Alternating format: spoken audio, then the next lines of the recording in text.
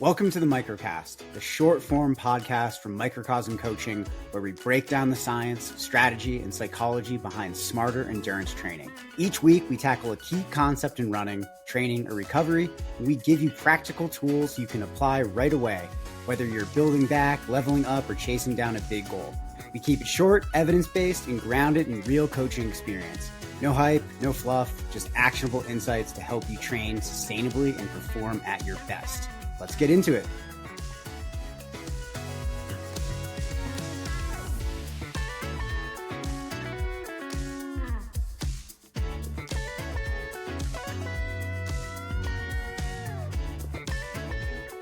Ready to run your best marathon in Boston? The Microcosm coaching team has you covered with our Boston Marathon 2026 Prep webinar series. This is a 4-part live program designed to help you crush every mile from Hopkinton to Boylston. Led by certified run coaches at Microcosm, this series dives deep into Boston's legendary course. From those early downhills to heartbreak climbs, you'll learn how to train smart, fuel right, and show up confident and ready for race day. For just $100, you'll get access to all 4 sessions, plus access to our Microcosm Foothills tier, which means ongoing community support, Slack access, and live Q&As with coaches leading up to race day. Whether you're chasing a PR or soaking in your first Boston experience, this is your roadmap to success. Spots are limited, so head to the link in our show notes and join the Run Your Best Marathon at Boston series today. Happy Tuesday afternoon, Zoe. It is happy. You're feeling good? Feeling good, been a solid day. It's not like last week where I had to come to you and say I just worked for 15 hours. There's no way I can record a podcast. I'm relaxed. I just ate a Halloween Kit Kat. Yep. I'm feeling good. My glycogen stores are full. One of the benefits of living in our neighborhood is that no children come to our door. Yep. So we get to keep all the candy. Yeah. Eat it ourselves. Yeah, I was recording an episode of YDS at the time. I was like, oh man, this is probably when trick-or-treaters come. So I made sure the lights were turned off so that no children would. Although I love giving sugar to the children. I'm very pro-sugar, pro-glycogen for the youngsters out there. I'm sure all children are looking forward to having the weirdo runner lady in their neighborhood hand them candy and then lecture them about the diet industrial complex. That's you, the weird. That's me. The weird runner lady. Yep. Handing out Kit Kat bars. That's to me. People. Yep. So I did something for the first time, something new last night. What's that? I participated in improv comedy. You did improv with me. Yes. That was so fun. With a large group of people. Huge. Way bigger than I expected. We sold out yes, an improv workshop. And that was really fun. I can't remember the last time I did something for the first time. Yeah. I mean, it's like, I have no idea what the last thing I did was for the very first time. And that was what it. What were your reflections, takeaways? You're bringing this up on the running podcast. I assume there's some sort of like beginner's mindset or like improv as, I believe the improv is,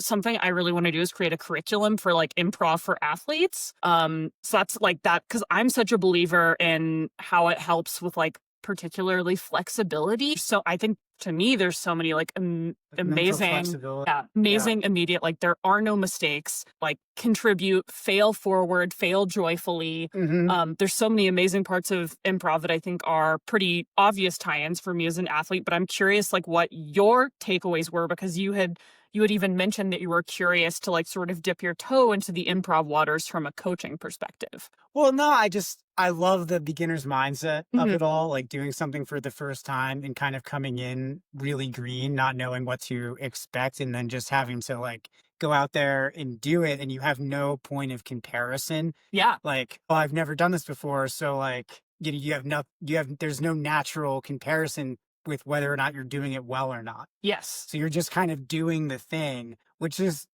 the thing that we all want to be doing anyways when we're doing the thing that like is in our zone of excellence. Yeah.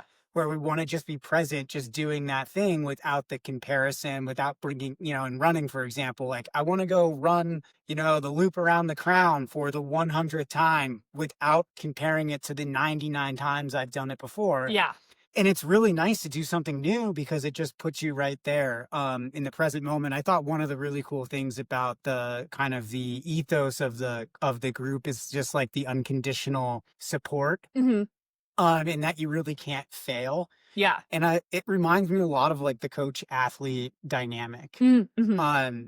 And what I feel is like really important in the coach athlete dynamic is like the coach providing the space for the athlete to go and fuck shit up. Yes. And that to be okay. Yeah. And to be part of the learning process. And like, you don't have to be getting it right, but you have the support and the space to kind of like go after it and, maybe fall short. Yeah. And then that's like that's often like encouraged Mm-hmm. in the comedy world, in the improv comedy world. So I thought that was really cool, and to see that kind of like happening in the moment with a bunch of people, many of them who were like really beginners. Mm-hmm. And also, seeing the pros like you guys who do it professionally up there doing it too, along with the beginners. It's really cool. It is fun. And like, I mean, improv is so meaningful to me. I feel like I am not a natural, despite this whole thing and the whole being an elite athlete and professional coach, like athletics like has never felt like my zone of excellence. Like I feel like I'm always just like white knuckling my way into like faking being an athlete. Sure. But like for me, like I was a theater kid and still am a theater kid / theater adult. And so like improv for me is that space where like I feel like I'm on like I'm in my Zoe zone in a big way. And it's always cool to share that with folks and be reminded, because like I spend the most of my time improvising with other professional, like people that have been in movies, have worked with Second City, like written for the Conan O'Brien show. Like, yeah. Like really, like I think everyone's a real comedian, but like, people whose CVs would lead you to believe are real comedians. And it's so fun to see people who don't have that background and to improvise with them. Right. And to just be going out there, and there are some folks who just were like going full send. Hey, that is my favorite thing ever, is watching adults go full send at something so silly. Because like one of my favorite quotes is from Amy Poehler, who says you can never look silly if you're like having fun and 100% committed. And I believe that 9,000%. And I think in our running and trail running space, we work with plenty of adults who are going out there and sending it in their way. Yes. But I often feel like there's, and this is, me probably projecting parts of my personality onto the podcast listeners here and in the trail running community in general. But I do feel like there's a seriousness that comes with like, I train and, I go out there and do this work. And sometimes we lose sight of the play. And that's actually been, for me personally, like a big theme in my training for this whole year. Now that we're rounding out a year, or in November, we got 2 months left, is to keep re-engaging with the play. And one of the things that's so cool is to see like adults who are even older than me, considerably older than me, out there just, playing with like almost reckless abandon. Yes. And that's, that's really cool. I feel like, we could use a bit more of that. I agree. Want to be in touch with that more. Yeah. Stay tuned. Forthcoming someday workshop on improv for athletes. Oh man. I mean, the whole idea of, improvisation as kind of a metaphor for how life works is, I think there's a lot there. Yeah. And I mean, you're a professional like you are pursuing jazz at a high level, which has its own sort of approach to improvisation that I feel like I'm constantly learning from as well. We're good at, actually, that was the huge theme of our wedding vows, was making shit up. So you just made your vows up on the spot, didn't you? Just YOLO'd it. Oh my God. I was literally writing them the morning of the wedding at some, like I had been noodling on them, and then I'm like an editor and a writer. So like literally I was getting my hair done and I'm like making edits to it and giving it to our celebrant. Probably not what you want to hear. No, that wasn't the approach that I took. We have different organizational rules. Yes, we do. Our executive functioning is really different. All right, let's not go off the deep end. Let's what are we getting into today? So I wanted to talk about some like sort of therapeutic modalities for our hot or not. So that's a little bit of a theme. Okay. Then we're going to answer a juicy listener question. And then the big topic that we'll be talking about a lot today is metabolism, how metabolism works, and why it's important for runners to understand how it works. Like, when are you burning carbohydrates? When are you burning fats? Why do you need to understand that? And what are the implications for your training and fueling? Ooh, super sciencey. Very YDS. I feel like I've been reluctant to get too deep into nutrition on this particular podcast just because on Your Diet Sucks, I work so closely with Kylie, and she is such an expert in that space that, like, compared to her, I'm like, oh my God, I don't know anything. But this is stuff I think that pretty much any coach, I think, should have a pretty strong, firm grasp on. Agreed. But I think that for every athlete, like, you should even if you don't necessarily need to be able to regurgitate exactly what ATP does at the drop of a hat, understanding how the stuff works at the end of the day will help you be more intentional in your training. Also, the human body is so freaking cool. We are literally miracle machines that turn pizza into ultra marathons. Well, gels. Hopefully gels. We're not eating too many pizzas during our ultra. Not during, but, like, you put pizza in, running comes out. Yes, absolutely. That's freaking cool. Cheeseburger in, run comes out. Training adaptations. Training adaptations come out. I think that's amazing. All right. KT tape, hot or not? So this is one that I actually was inspired by a New York Times article recently about this. And this was one that I was wrong about as someone that has used KT tape. KT tape lying all over different parts of the house. Actually, it does work really well for blister and chafe prevention. I will stand by that. But here's what the research says about KT tape, rock tape, kinesio tape, the sort of tape that, like, when you see people at the start of an ultramarathon and their whole freaking thing is taped up, You're always like, okay, what's up with that? So there's been multiple systematic reviews of KT tape that show minimal to no therapeutic benefit beyond placebo. That was pretty mind-blowing for me, just because you see this stuff so much. So, like, there's always a little bit of like, well, if XYZ pro athlete's using it, it must work. But studies have found no significant improvement in muscle activation, proprioception, or performance. The proposed mechanisms, which are lifting skin, improving lymphatic flow, just aren't supported by the current evidence. So I'm just going to come in and say not hot. I think placebo is real and valuable. If it feels like it works for you, great. Use it.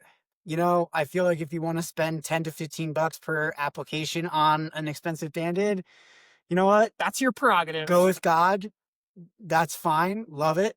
But again, there's not a whole lot of research that's going to back this up. And a better investment might just be going to PT or doing strength work to address whatever the underlying issue is.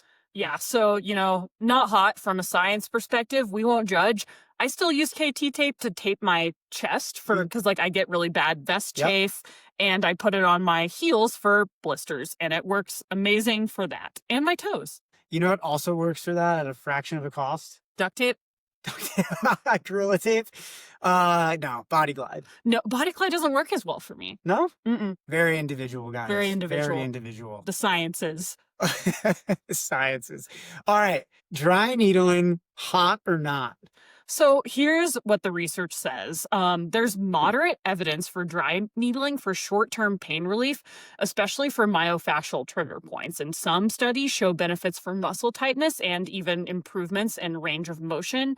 But the effects are often pretty temporary. So we're talking days to weeks. And this is not a permanent fix. And it doesn't address any potential underlying issue, weakness, and balance. And the mechanism is actually still pretty hotly debated. A lot of insurance companies still don't cover needling because of, which I would love to see as someone who receives dry needling and has found it beneficial for these short-term reasons. So we hypothesize it might work through pain gate theory or even a neurological reset. There's still a little bit of debate there. So I'm going to say dry needling is hot with like an asterisk. Yeah, I think that's a great take. And we know because of our coaching background that this is something that genuinely helps athletes, especially if they have those acute muscle knots, stubborn issues with tightness, lower leg stuff, calves, IT band stuff, glute tightness. Those are kind of the typical areas where a lot of folks are using dry needling in the running world. And we've both used it, although I guess N of two. It's I've been helpful. wrong about stuff, and just because Yeah. I use something doesn't mean you should. I do I'm think just a lady. I do think it's really hot. Like I've had a lot of athletes who, you know, end up with some kind of a long-term niggle and they can't figure it out. And it's like, this is tight, this is bothering me. I'm like, have you gotten that dry needled yet? They go and get dry needled, and then 48 hours later, they have a lot of relief. The big thing there is we're not addressing the underlying causes. Right. Like if there's something that's getting tight or that is becoming overused and then you can release it through dry needling, that's great. But we still need to figure out how and why it got tight in the first place. So true. All right. Cupping, hot or not? All right. So here is what the research says. So I guess like the caveat that I want to put on this is there honestly just isn't a ton of research in either direction. So there's very limited, what I would say is quality research. Most of these studies are really small, like 6 people, and are like poorly designed. Like this is like one of those things where reading the method section gives me like genuine anxiety because it's like not a randomized controlled trial. Right. So it's so hard to isolate a lot of the things that like, for me, like I am really not into the whole, like, it's a placebo. So like, what's the harm? I'm like, for me, I want to spend my life and my money on things that work and that we know work. I don't think that's that high a bar. I think it's fine if people have different frameworks for navigating the world, but like, I want to spend my time on money on things that we know work. Yeah. So the proposed benefits of, anyway, all that is to say, Google any study about cupping and look at the methodology section and tell me if I'm wrong. But the proposed benefits of things like increased blood flow, fascial release aren't very well supported. They may provide some short-term perceived pain relief, which is real. Pain is a social experience beyond just like what's physically happening in your body. And talking with someone about your pain, having them validate it and try to work through it with you is valuable. And I'm not taking that away from folks. And it's likely one of the main, in studies, one of the things that was identified is that it might relieve pain because now you're thinking about how much the cupping hurt instead of like your low back pain from sitting all day. Oh my God. So that's fun. It's sort of like, oh, if your foot hurts, hit your hand with a hammer and boom, probably not going to notice that foot pain quite as much. Does nothing to resolve the foot pain, but science. I'm just going to go out and say not hot on this. I don't think there's a ton of evidence to back it up. I know it's cool that Michael Phelps, you know. My God, so many athletes. And it's so because of like the giant hickeys it gives you. It's so public. So many athletes use it. I have been getting into yoga, and I feel like every time I go to the yoga studio, there's like 3 ladies that have been like, it looks like they've been like absolutely like wrestled by a giant squid because of all the suction cup marks. You know, it's good marketing. But at the end of the day, grab a foam roller, have a massage. I don't know, like eat enough, drink enough, sleep enough. Those are probably cheaper options. And you don't need to shell out for a cupping certified PT. Yeah. Get some dry needling done. Get a hickey the good old fashioned way. Okay, stretching, hot or not? So here is this one is fun. This one is fun. This is the thing that I feel like runners, I feel like, are pretty up to date on this. And it's like the non-runners who are always like, what's your favorite stretch? So here's what the research says. Static stretching, so just like bending over to touch your toes instead of a dynamic warm-up, does not at all prevent injuries. Multiple large studies confirm this. We've got some baller studies, great methodology sections. We love to see it. Static stretching pre-run can actually temporarily decrease power and performance because you're storing less your muscle. Yeah. You want a little bit of tension in your muscles. Dynamic stretching and movement does improve performance and may reduce injury. So that's things like doing the grapevine, butt kicks, lunge matrix, leg swing. So like moving through your actual functional range of motion. Post-run static stretching has minimal evidence for recovery or soreness prevention. So just like randomly stretching, like is not just going through a routine that you find online is not going to prevent injury.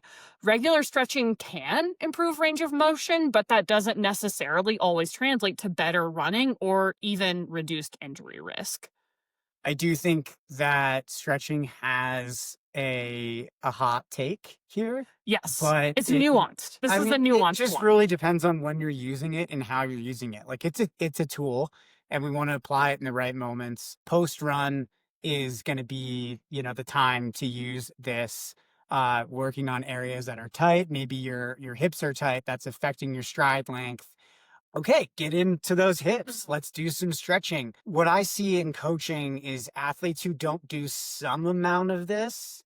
I prefer the term mobility because I think Yes. that Okay, speaks to a level of function, Right. and you don't need to be able to do the splits or even necessarily, like, I think it's all about, like, what are your specific identified mobility limitations? How do we address those through comprehensive programming and weighting them in a way that actually makes sense for your sport rather than like 1980s style, like, touch your toes. Right, and you're talking about the difference between stretching because you think you should or stretching because Yes. you have actual mobility limitations. Mhm. You can probably achieve a more fuller range of motion in your running stride if you're stretching more often. But that's not going to make you a better runner. Yes. So, like, if something feels tight or you have an issue, absolutely address it through mobility. But just like as a blanket, like stretching as a category of a thing to do doesn't prevent injury and doesn't improve performance.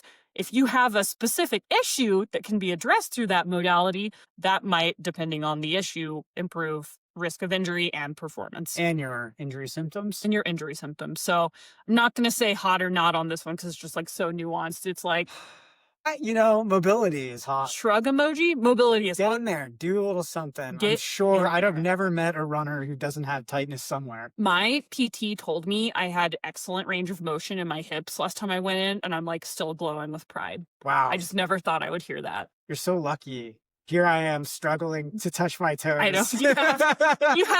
You have limited. Like so many times in the past weeks, you've dropped something and then asked me to pick it up because you just like can't touch the floor. That's something that should be addressed through comprehensive mobility. I keep sending him programs, you guys, and he's been addressing it in his own way, in his own time. In my own way, in my own time. Wow. I need to come here and defend myself that I do my 10 minutes to 15 minutes You've of gotten better. mobility after every single run for the You've last... chatted with your coach. I see you doing hip openers when we watch TV, and I'm happy. I'm glad you're happy. Thank you. That's what your Finally mobility is figured all this thing about. out. Mostly about me. Oh my gosh. I've helped with your emotional needs around my mobility issues. Yes. I think we need, like, as a couple, I want us to have a culture of excellence and like moderate mobility. Moderate mobility? Moderate. I should be able to reach down to get the car keys out of the hide a key spot under the car. That's correct. Long run. I'm working on that. Yes. I'm working on that. Yeah. Don't need you to be able to do the splits. Touching the ground. Good. So tough. Oh man. All right. Listener question. We had a question come in today. We're excited to answer this. And this is also a good time just to remind you guys, if you've gotten this far into the podcast and you haven't liked us, subscribed, rated, done that thing that helps us build out this drop that call to community, action in there. we would love that. We'd love that. So thank you. And please send your questions. We really like to hear from you guys. It's so fun. A huge smile on my face when this email came in today. So, all right.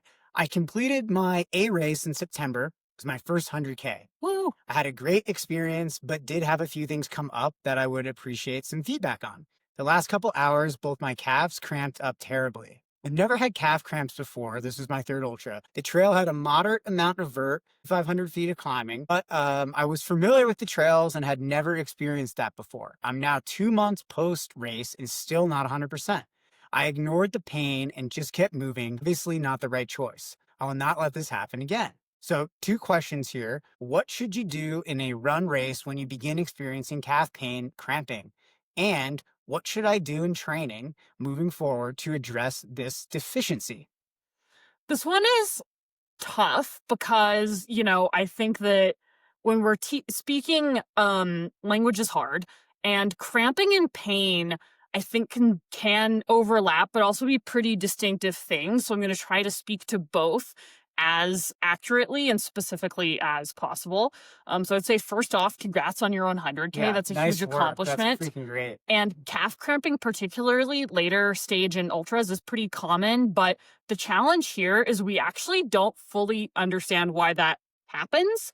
I would say that the 2-month recovery concern Like the fact that you're not feeling 100%, I'm assuming, in your lower legs 2 months out makes me think that this wasn't cramping. So I'm thinking of cramping as like a temporary, the sort of like sharp pain that we oftentimes associate with like a side Yeah, stitch like you're or seizing up, nodding up. something that like is not, there's really usually like not, it's not very durational. So I think that here I wonder if there's some conflation, but I do want to speak to both distinct things as much as possible, because the 2 month recovery concern is definitely a red flag that suggests that we crossed a line somewhere. So wanted to talk a little bit about what we know, what we don't know, and how we can make real-time decisions in races. Well, you already said it.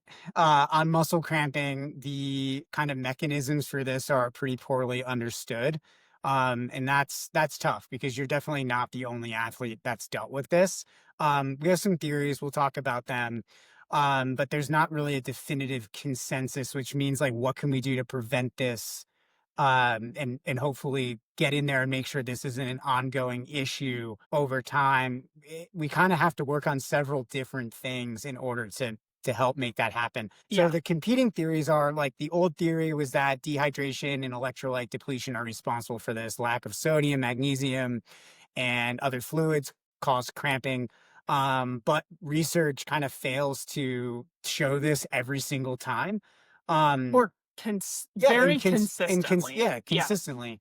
And I think we see that cramping happens when athletes are actually well hydrated and have normal electrolyte levels, Yeah. which is why this theory doesn't hold as much water.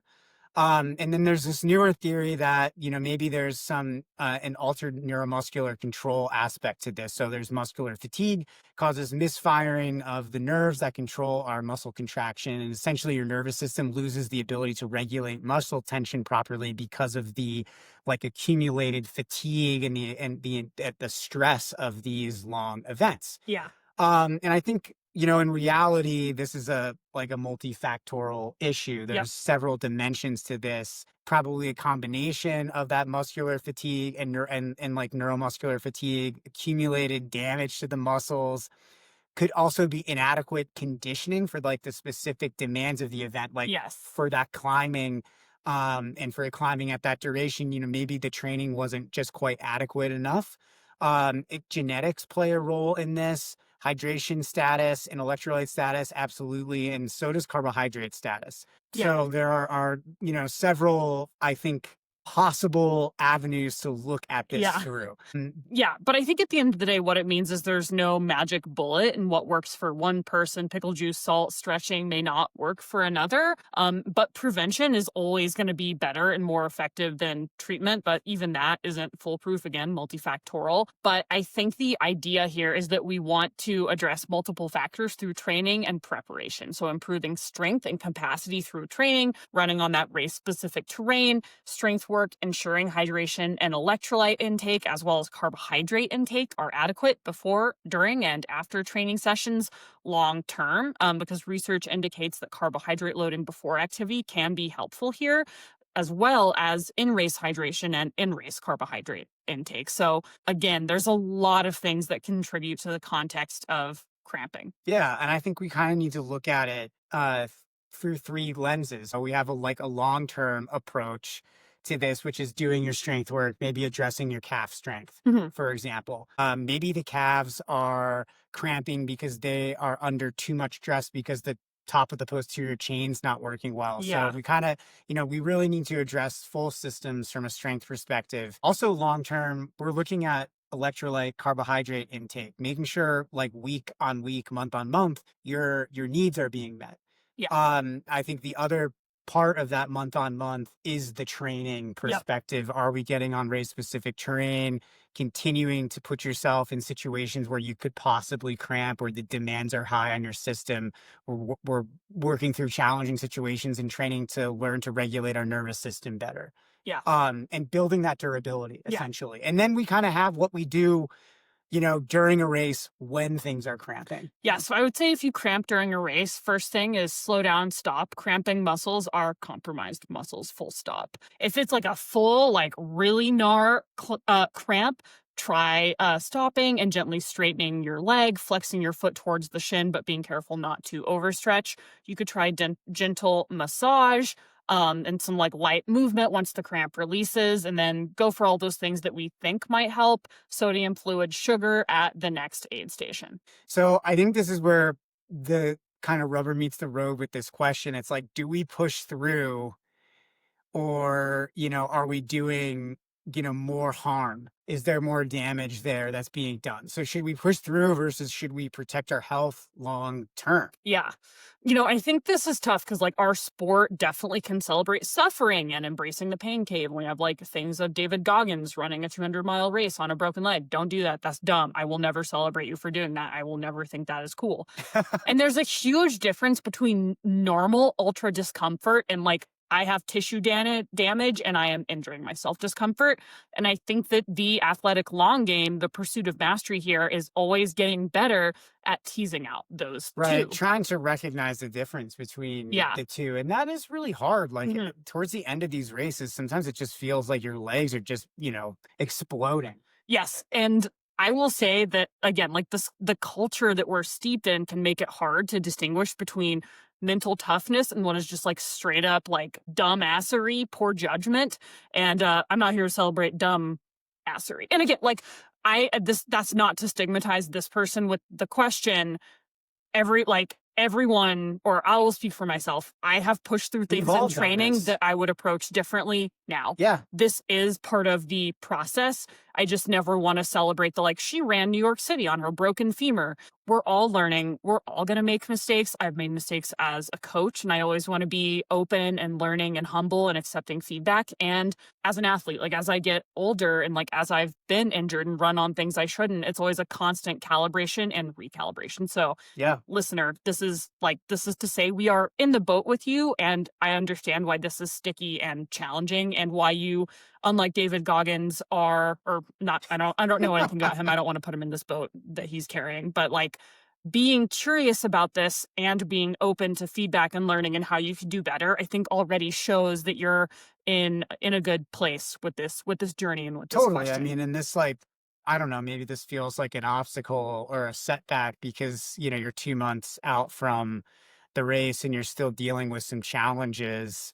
This is just a growth opportunity. Yeah. And, the challenge becomes a building block that, later you can use because you've developed some new strategies and better awareness around when to push through and when not. So, maybe a couple guiding principles here that could be helpful for when it's okay to push through. General fatigue and muscle soreness or a feeling of heavy legs is normal. You can Mhm. push through that. Especially if there's symmetry, if both legs feel about equally awful, a lot of times that's a sign that's like just normal breakdown, and it's not like Yeah. one thing hurts significantly worse than the other, and there's like the risk of like compensatory patterns developing.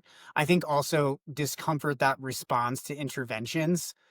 For example, if the cramping gets better because you stretched it out and had some electrolytes and some carbs, and then you walked it out a little bit and it feels good.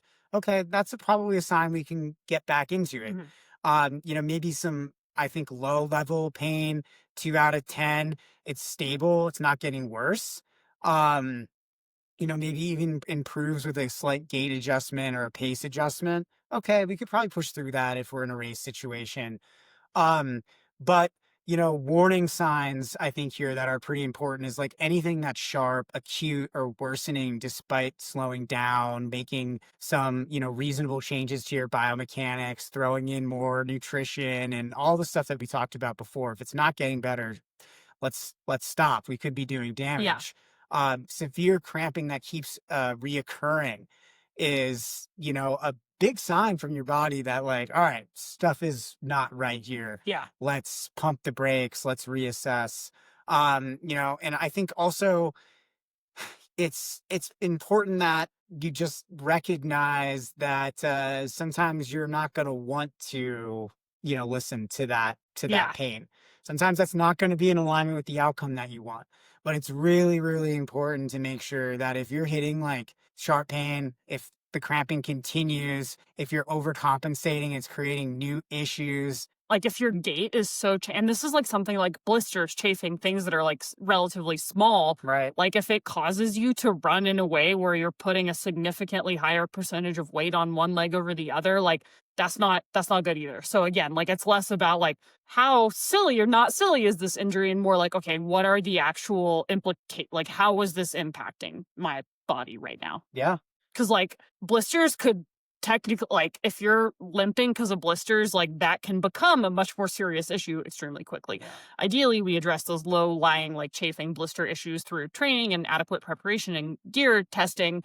But again, just always worth bearing in mind. So I think that, what I would say here about making the call in real time, some questions I want athletes to ask themselves is, will finishing this race cost me the next 2-3 months of training? Am I maintaining basic functional movement or am I compensating dangerously? Also ask, if this was a training run, would I have stopped already? And if the answer is usually yes, that's a good piece of information for you. So I think what's really important for athletes to bear in mind is there will always be another race, but our chances at healthy running are limited. And so Yeah. I would always rather us err on the side of like, maybe I was a little overly cautious, but awesome, I can get right back to running, rather than like I dug myself in a hole that is going to take months and months to get out of. And always like, we got to fix this culture, play the long game. Your health, your mental health, your well-being, your self-worth cannot depend on a belt buckle, cannot depend on a finish line.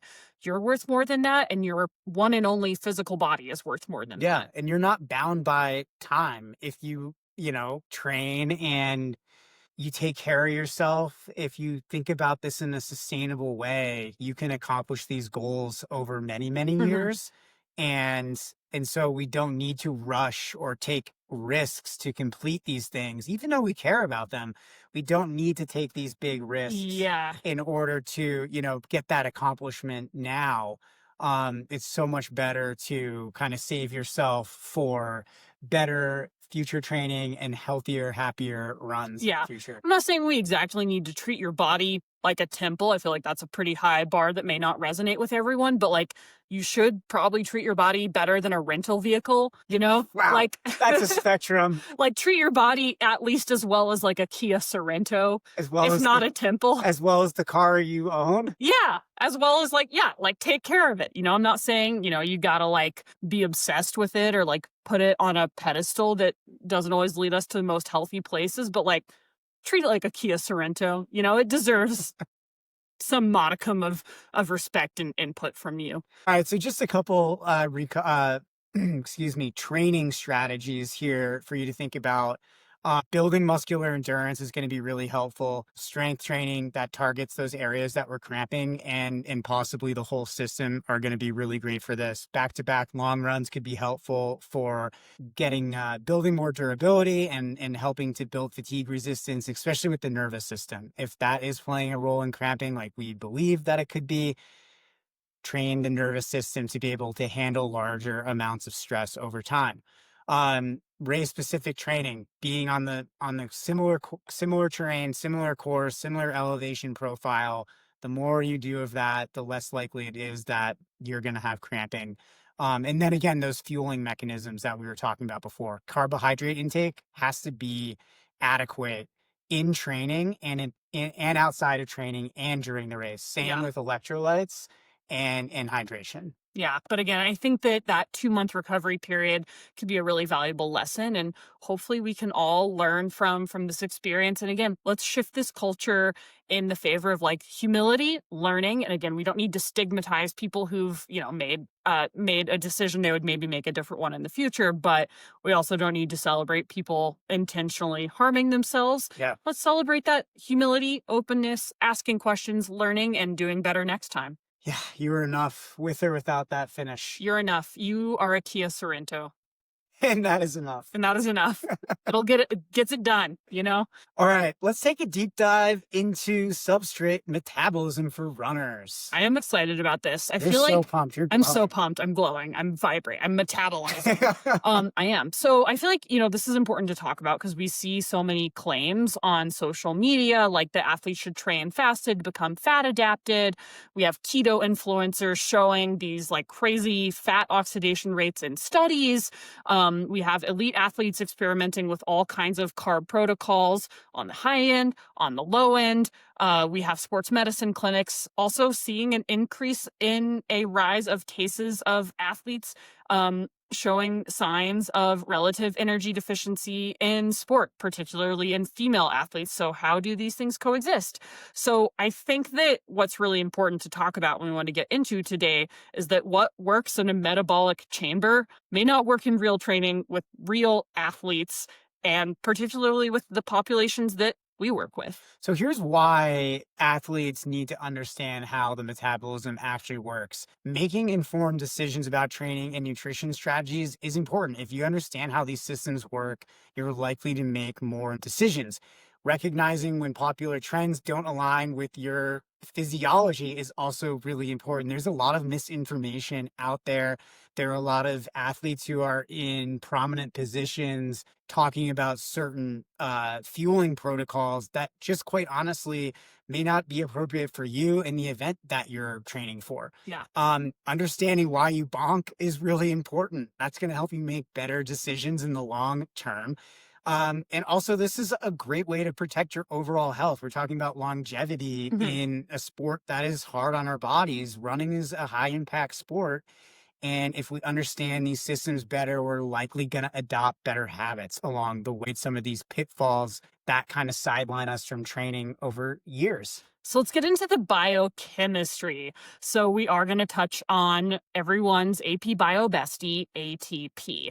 So let's talk about what actually powers athletes' muscles. Every muscle contraction that you have as a runner, as an athlete, requires ATP, or adenosine triphosphate, which is your cellular energy currency. So you can think of ATP like a charged battery. Your muscles pretty much need a constant supply. So I also don't want to frame things in terms of like, is it fat or carbs? I think the framework we want to use is with which pathway produces ATP fast enough for what you're currently doing. So we have two different fuel sources with different capabilities. Carbohydrates, which are stored as glycogen in your muscles, roughly 400 grams. Again, big individual variability in your liver.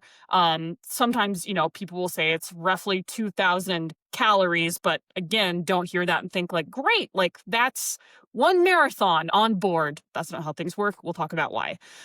Fats, which are stored as triglycerides in adipose tissue and within muscle cells. Even a lean runner has a significant amount of triglycerides stored on board. So the challenge here is that abundant fuel, like the triglycerides that you have on board, which you have in significantly higher quantities than those carbohydrates, is slow, and the limited fuel is really fast. So let's talk a little bit specifically about fat and how it actually burns. And I'm using air quotes here. Yeah, walk us through the journey a fat molecule takes to becoming ATP. I feel like I'm channeling Miss Frizzle here, and we're on like our tiny magic school bus, like inside the human body. Like I'm loving it. You should have been a bio major. I mean, poetry though, it's the same. All the same. It is the same. It is so similar. So basically, step one, zooming out, during exercise, hormones like epinephrine and glucagon trigger lipolysis, breaking down triglycerides into free fatty acids. Fatty acids then enter the bloodstream and have to be transported into muscle cells via specific transport proteins. Once they're inside the cell, these fatty acids are activated in a way by adding a CoA molecule. This is what converts them to ATP, converting ATP to AMP, which is like the equivalent of 2 ATP just to start the process. It takes energy to make energy. So already we see that fat is metabolically expensive to mobilize. You need more energy to make that energy available inside yourself. Also zooming out, long-chain fatty acids can't cross the mitochondrial membrane on their own. They need carnitine, which shuttles them across via CPT1 and CPT2 enzymes. So again, this is another rate-limiting step. And here's where things get interesting and complicated during high-intensity exercise. Because inside the mitochondria, Beta oxidation breaks the fatty acid chain into 2 carbon units through a repeating 4-step cycle: oxidation, hydration, another oxidation, then cleavage. So each cycle produces FADH2 and NADH, which feed into the electron transport chain to generate ATP. For example, a common 18 carbon fatty acid requires 18 complete cycles of beta oxidation. Even if a lot of that to you is kind of like word salad, what you should be hearing is like, this shit has to go through a lot of cycles before your body can meaningfully use it. The final energy production step is the acetyl CoA enters the citric acid cycle. Shout out our old friend the Krebs cycle, producing more NADH and FADH2. These electron carriers power oxidative phosphorylation in the electron transport chain. So the final yield here is a 16 carbon fatty acid, which produces about 106 ATP molecules. That is not a lot of ATP molecules. So the key limitation here is that fat, and this is where runners tune back in. Yeah. If you tuned out because that was a lot of word salad, come back to me. Fat needs oxygen. Every step after that liberation step requires oxygen. So fat oxidation is a purely aerobic process. There is no anaerobic fat burning. This is why you cannot sprint on fat alone, and why, again, it's important to understand how the metabolism of it all works, even if you have no idea what a 18 carbon fatty chain acid is. What you need to understand is that fat is slow and can only burn when you have oxygen. Well, That's important. and abundant oxygen. Abundant oxygen. Which really matters considering the pacing of our events and our workouts, right? Correct. Yes. So let's talk a little bit about how carbohydrates are different than fat. So glycogen is basically like a fast track to ATP. Glycogen is already stored in muscle cells, so there's no transport delays. Glucose can produce ATP through 2 different pathways: anaerobic glycolysis and aerobic oxidation. Glycolysis is much faster than fat oxidation at producing acetyl CoA. So this is why carbohydrate burning dominates at higher intensities, because glycolysis can produce that ATP without oxygen, though not as much. At higher intensities, so at 75% or more of VO2 max, fast glycolysis produces acetyl CoA so rapidly that it overwhelms the system. So the rate is like approximately 1 mole of ATP per kilogram of muscle per second from glycolysis versus a much slower rate from fat. So getting back to the oh my God, that was a lot of ATP and AP bio of it all, Miss Frizzle, make it make sense. You should think of it like water flow. You have a massive reservoir in terms of your fat stores, but the pipe connected to it is really small, like maybe a little straw connected to a giant water tank, versus a small tank, glycogen, like a fish tank, but you have a fire hose that can come out of it. At low intensity, the small pipe is just fine, but at a high intensity, you need that fire hose. So I want to talk about the crossover concept and the mechanical underpinnings of that, because I think a thing that people get wrong is they think of metabolism as you're fat or carbs, and it's either or, and it's black or white. And that's not how it happens. It's a spectrum. So the crossover concept describes the power output where energy from carbohydrate-derived fuels predominates over fat, which further increases in intensity, causing even greater carb reliance. So looking at untrained individuals, no one that listens to our podcast, essentially, this typically occurs at 60% of VO2 max.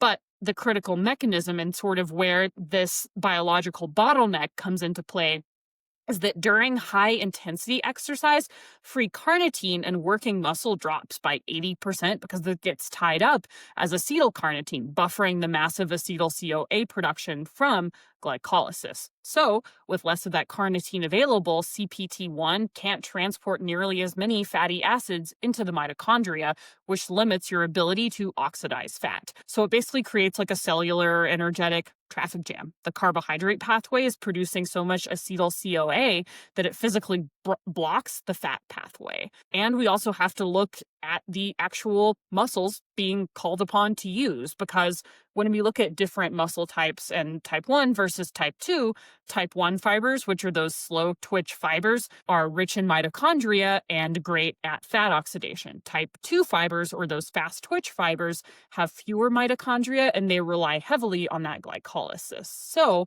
as your intensity and output increases, you're going to be recruiting more type 2 fibers, which also is going to shift that metabolism towards carbohydrates.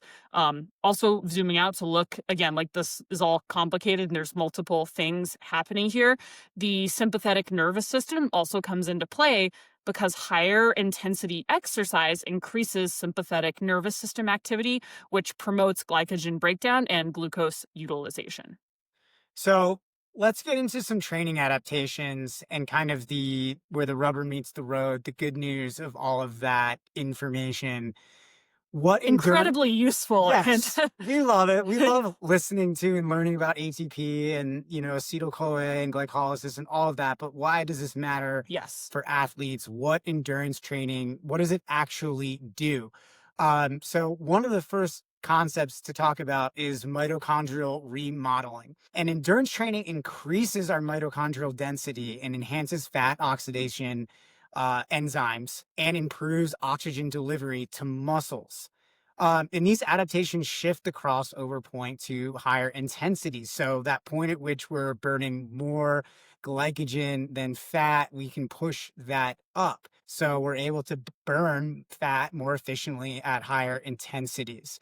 And trained runners, they oxidize 3 times more fat than untrained individuals at higher intensities. So if you're thinking about, even like a 5K, way all the way up to 100 miles, the speed at which you hit the crossover point determines a lot about how well you can perform. Right. The faster you go burning predominantly fat, the less you're going to burn through those onboard carbohydrate sources. Yep. And potentially the more you're going to be able to maintain those the longer you'll be able to maintain those output levels. Yeah, because even at the same low intensity, trained runners will use more total fat than untrained individuals, not because you're releasing more fat from adipose tissue, but because their muscles are just better equipped to use it. So more mitochondria means you have more factories to burn fat. More oxidative enzymes mean you have faster processing capabilities. Increased intramuscular triglycerides means you have fuel where and when you need it. And I think the critical point to all this is despite all these adaptations, when elite marathoners run a race at competitive speeds, and, we know that current world record about 2:03, which is ridiculously fast. A lot of runners can't even do their strides at that. I have tried to run on a treadmill at that pace. I thought I was going to die. What's crazy is they still derive energy almost exclusively from carbohydrates at that level, but they are, because their fat oxidation capacity has improved so much, they're so well trained, they are still burning fats even at those sub-maximal intensities. Yeah, so training does improve your fat burning, especially it does improve your fat burning at sub-maximal intensities, but it doesn't and will never eliminate carb dependence at race pace. That's right. So now that we've teased that, let's talk a little bit about why. And this is, I feel like we're seeing this less. I feel like we're at a moment where people are getting excited about high carb fueling, which is exciting,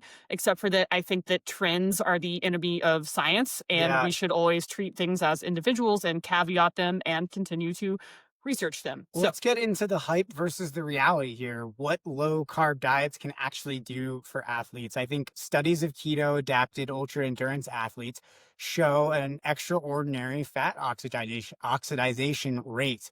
So 2.3 times higher than carb-based athletes. What's interesting about this is the research, it challenges the traditional crossover model. So these athletes are oxidizing fat at higher intensities. I guess 70% versus 55% of VO2 max, according to the research. Well, when you see influencers saying there's research that does this, that's not wrong. However, a lot of this is really heavily caveated and, again, has to be taken into individual context and to sort of be a wet blanket on the ketogenic excitement. Other studies that really temper, I think, some of those findings, like Louise Burke's study on elite race walkers that found that adaptation to a low-carb, high-fat diet impaired exercise economy and negated the performance benefits from intensified training. So not eating enough carbohydrates can't undo not or can negate quality intentional training. So even though these athletes did improve their ability to oxidize fat, they got slower. For me, the idea behind eating and training often is to get faster. Would be nice. Would be nice. It would be nice. Kind of the goal. So what we're thinking happens here is this metabolic trade-off, and ketogenic diets might impair, or what we see in the research is that ketogenic diets can impair high intensity performance due to the downregulation of the enzyme that converts glucose to acetyl CoA, which leads to reduced oxygen economy. So you might become, again, quite efficient at burning fat, but really inefficient at burning carbs. And the problem with running is that racing requires high intensity effort and training requires high intensity effort, which requires carbohydrates, and your body needs to know what to do with those carbohydrates. And you basically need to practice with the fuel sources that you plan on using. So being overly dependent on fat oxidation limits your ability to dip into those higher intensities.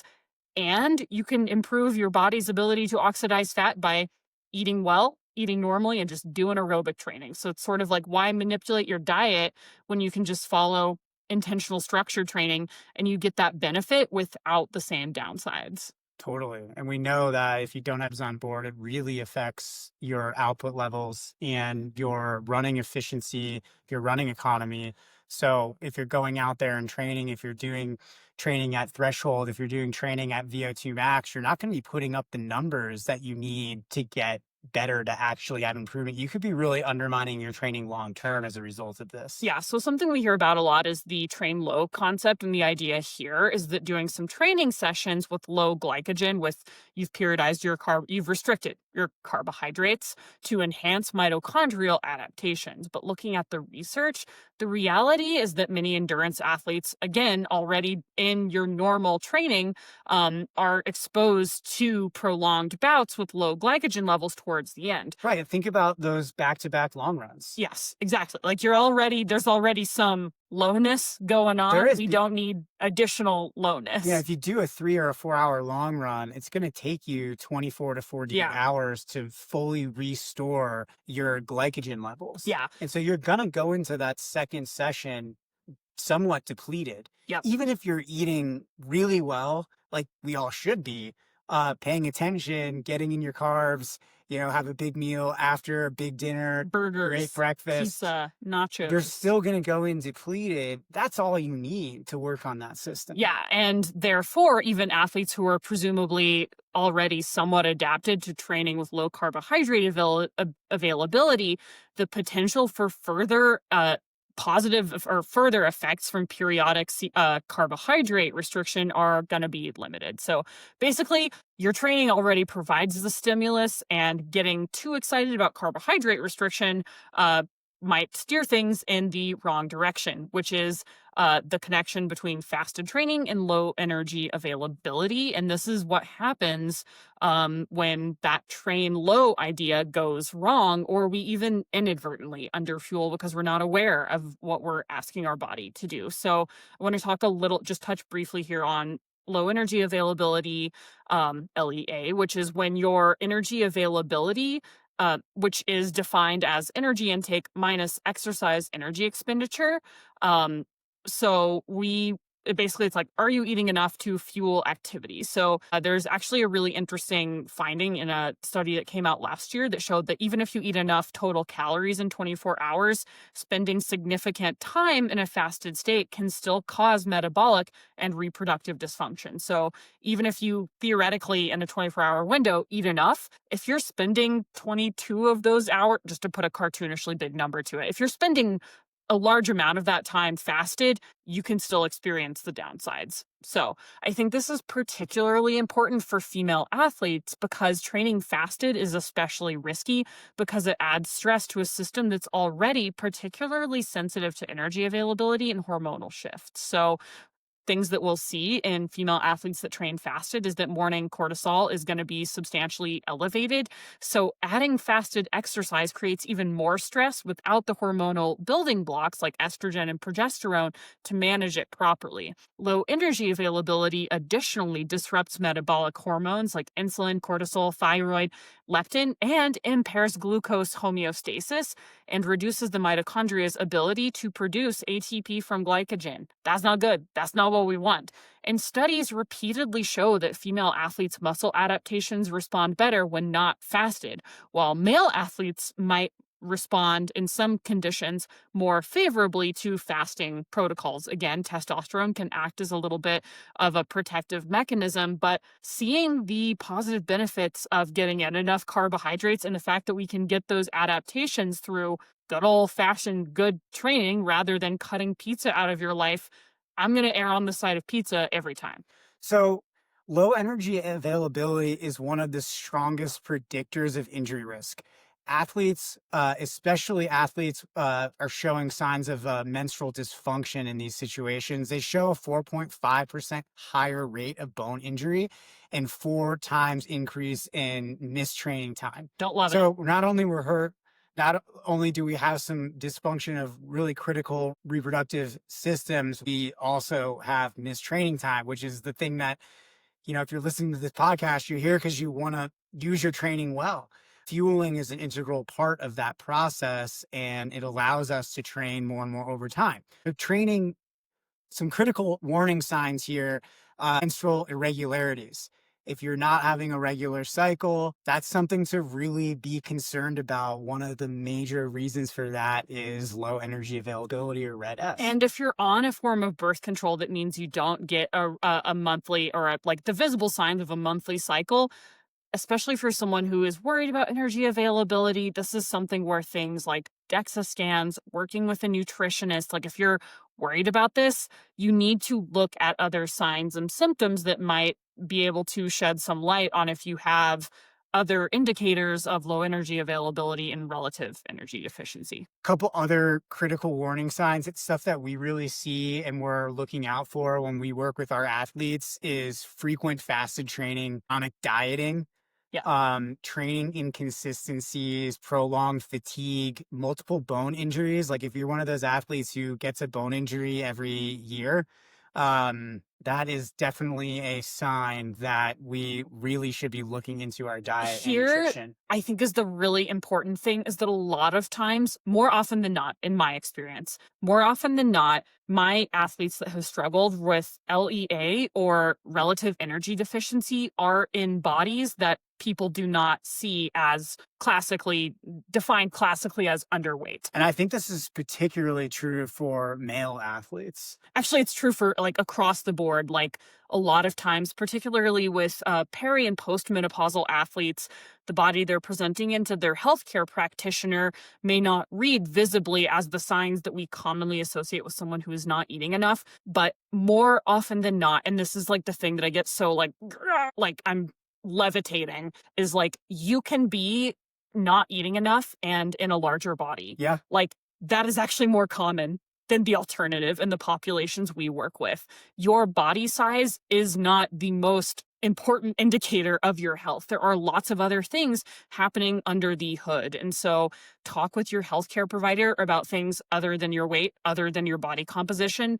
Talk about if you're dieting. Talk about if you're restricting either intentionally or unintentionally carbohydrates. Make sure they understand the full context of your activity level because it is so freaking common to be a wonderful athletic human, again, in a body that people may not recognize isn't having its energy needs met. I think one of the hardest things for athletes is finding that healthcare practitioner, a GP that understands the demands of being an endurance athlete Yep. and someone who's consistently training and doesn't kind of come in with those biases Yeah. around what people could like look like, what their kind of like the physical makeup of their bodies, Right. bone structure, their muscles, all of that. I talk a lot about this with my athletes, that they feel like access to people who really understand is limited. I do want to encourage people to get out there and research, take a deep dive under the hood. You can get blood work done to make sure everything is where it should be. You can use apps like Chronometer. Chronometer to track your macros to make sure that you're meeting some of your needs. It's not something you have to do every day, but once in a while, taking an inventory can be really helpful if, especially if you're one of those athletes who has limited resources and support on this stuff, but wants to make sure that they're doing their due diligence. One of the hardest things about this is, especially with male athletes, is they don't really know that they're under fueling. Yeah. Research shows that women tend to know that they're restricting on purpose because we're trained from birth to limit the amount of food that we intake so that we show up in a body that culture says is acceptable. Men, sometimes there's an education gap or just like a lack of awareness around like you're doing a lot. Like the athletes I coach are training freaking hard. You guys are training hard. You have to eat really, really well. Yeah. You have to pay attention to And the this stuff. challenge here is, and the tension we all have to hold in our hands is like, you can be gaining weight and not eating enough. Yeah. That is possible. You can be not eating enough and your weight might plateau. So again, like just because you're having a stable weight or having, again, a body that people would read as like, seems like you have enough energy, that may not, and oftentimes is not true. Like like your body composition is just one metric out of so many. And we culturally let it dictate so many of our conversations. Don't get blood work, pay attention to yourself. You deserve better than having people like eyeball your the meat on your bones and making a judgment call on your health because of it. Sorry, this is like a thing I get so like. No, it's important. I love that you're passionate about it. And I want our listeners to take this stuff seriously because, so much of why we come here, we try to put out educational information to folks is that they can steer their own ship, that they can go out there and train and do it in a way that's sustainable, where they're going to be happy and they're going to have results and experience joy and great outcomes over many years. If we skip the steps that allow for that process to happen, we know what the outcomes are going to be. We've seen them because we've coached hundreds of people, and we know what it looks like when athletes skip these steps. So there's a lot of passion for it. So re-regulating my nervous system and reflecting on the incredible healthcare providers that we coach. Yep. And I've had like, since moving to Colorado, I've had nothing but like incredible doctors that I have and will trust with my life. Shout out to my doctors who are undoubtedly not listening to this.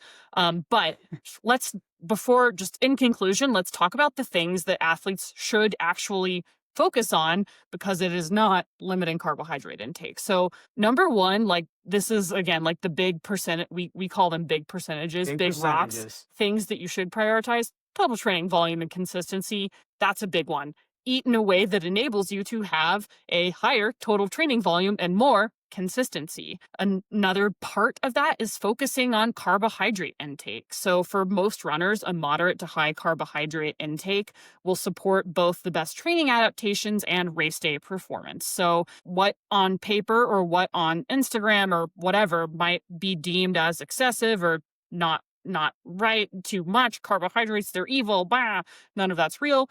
It's not excessive. It's what supports the work and protects your hormonal health. Yeah, I just think that it's interesting for folks who can do a quick conversion in their head.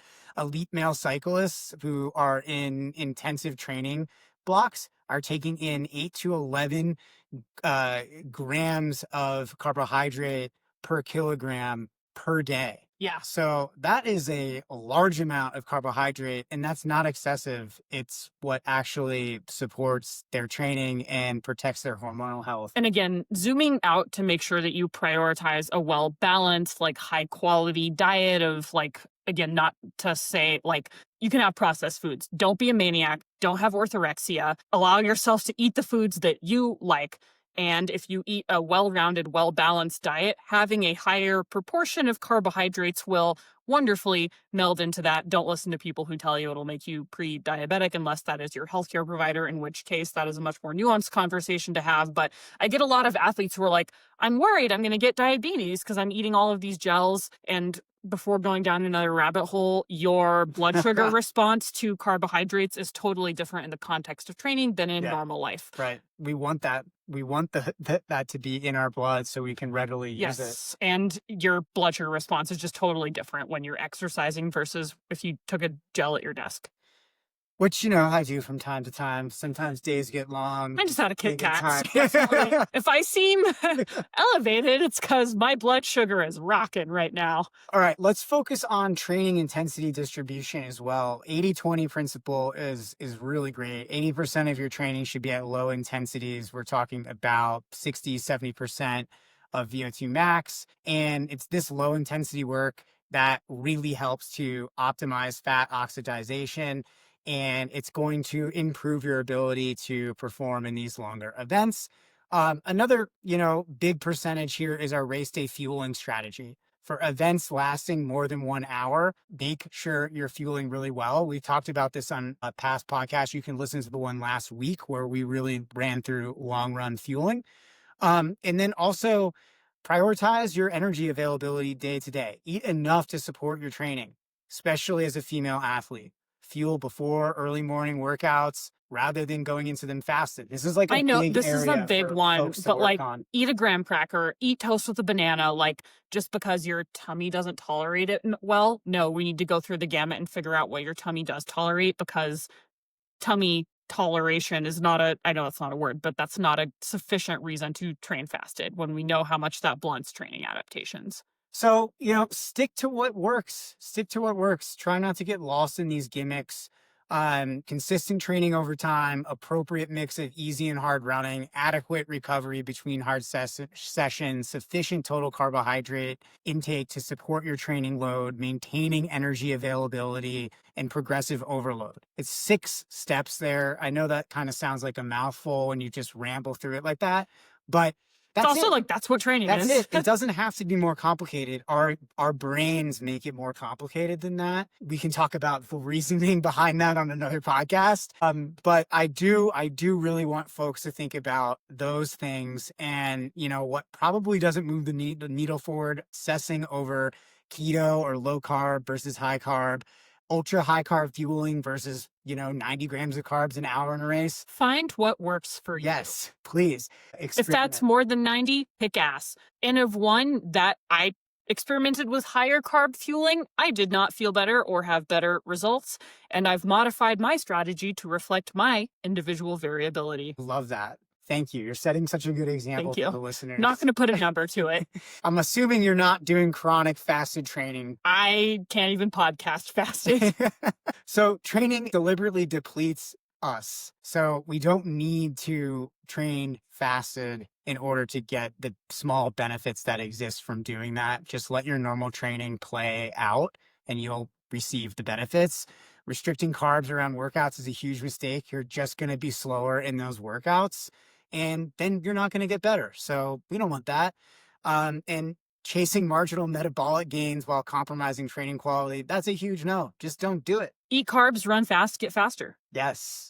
I guess that could have just been the whole podcast. We didn't have to go into all the adenosine triphosphate of it all. But I love science. And actually, no, we do, because I do think that it's good for understanding how it works helps you like actually put it into your brain, put it into your body. Like, oh, this is why fat works the way it does. This is why carbs work the way they do. This is why it's a spectrum. This is the crossover of it all. Bada bing, bada boom. Small straw swimming pool. Halfway through that metaphor, I was like, fishbowl. You can't attach a fire hose to a fishbowl, but that's how efficient I am. Thanks, guys. Hope you enjoyed it. We'll see you next week. coaching@gmail.com. We'd love to hear from you guys. Send in your questions, and we've got some great coaches who would love to work with you. So reach out for that consultation call.